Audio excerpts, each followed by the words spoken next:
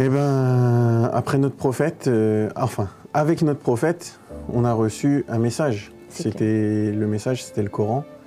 Et à ton avis, est-ce que pendant le Ramadan, il faut lire le Coran plus que d'habitude? Écoute, Abi, oui.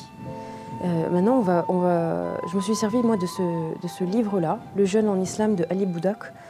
Le chapitre Faut-il lire davantage le Coran quand on jeûne? Ce chapitre, il nous explique en fait la valeur du jeûne, le lien du jeûne avec le Coran. Et donc, on va voir un peu ce qui nous a été expliqué à travers ce chapitre. Alors, première chose, qu'est-ce que c'est le Coran? C'est le guide du croyant, d'accord? Donc, Abi, maintenant, imagine que je t'envoie une lettre, d'accord? Qu'est-ce que tu vas faire? Je vais l'ouvrir. Tu vas l'ouvrir, tu vas la lire. Je sais pas, tu vas la montrer à ton fils, tu vas dire regarde, tata t'a envoyé une lettre, tu vas me répondre peut-être, si je te demande quelque chose à faire, tu vas l'appliquer, tu vois. Par exemple, la dernière fois, moi j'ai reçu une lettre du producteur de ma voiture qui me dit qu'il fallait obligatoirement emmener la voiture chez le concessionnaire pour vérifier les airbags ou je sais plus quoi. Tu vois, là il y a un message dedans, il y a quelque chose qui m'avertit d'un danger et on me montre la solution pour y remédier.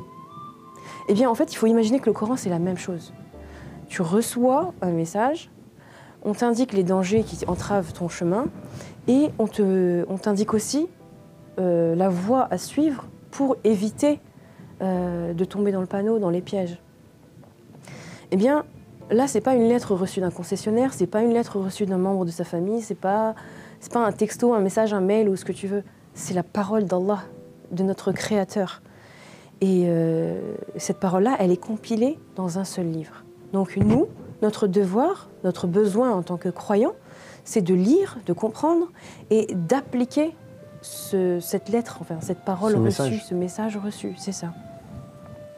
Alors déjà en temps normal, donc dans la vie quotidienne tous les jours, le prophète sallallahu alayhi wa sallam, il a voué toute sa vie à attirer l'attention des gens sur la parole d'Allah Ta'ala, donc sur le Coran en fait.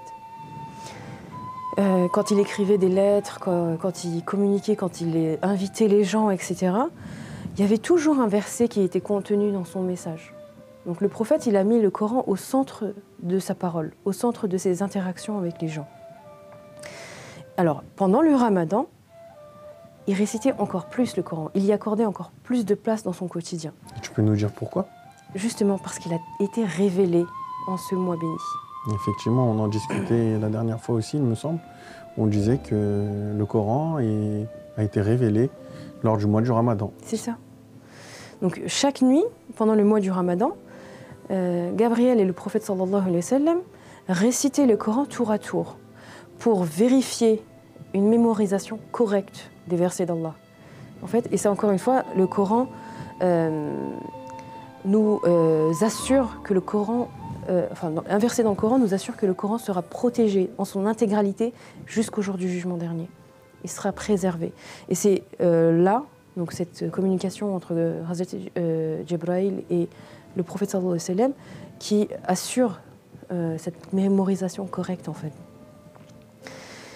Et on note aussi que l'année de sa mort, le prophète sallallahu alayhi wa sallam et l'ange Gabriel se sont récités mutuellement 2 fois le Coran pour consolider en fait cette mémorisation. Et donc le Ramadan, c'est le mois du jeûne, hein, on le sait, mais c'est aussi le mois du Coran, pardon. Et donc tout le temps qu'on a réussi à dégager en jeûnant, donc en s'abstenant de nos désirs charnels, de nos besoins, eh bien, il faut qu'on le voue à la lecture du Coran. Il faut lire, il faut écouter, il faut dialoguer. Il faut dialoguer, c'est-à-dire genre échanger. C'est ça, il faut se lire, il faut lire ensemble pour corriger ses erreurs, pour parfaire sa lecture, mais surtout, je pense que c'est le plus important, c'est de chercher à le comprendre. Donc lire la traduction, lire les tafsirs, et enfin, pour couronner le tout, c'est mettre en application tout ce qu'on a lu pendant tout ce mois-là. Le Ramadan, c'est le mois où on a l'occasion en fait de mieux comprendre la parole de notre Créateur, de mieux la mettre en application. Très bien. Eh ben, merci Selim. Écoute, Abi, je t'en prie. C'était avec plaisir et merci surtout à l'auteur Ali Boudak qui nous éclaire sur la question et sur beaucoup d'autres questions. On va se servir de ce livre, je pense, à plusieurs reprises pendant le mois du Ramadan. Et je le conseille à nos auditeurs parce que c'est très facile à comprendre et ouais, c'est assez clair.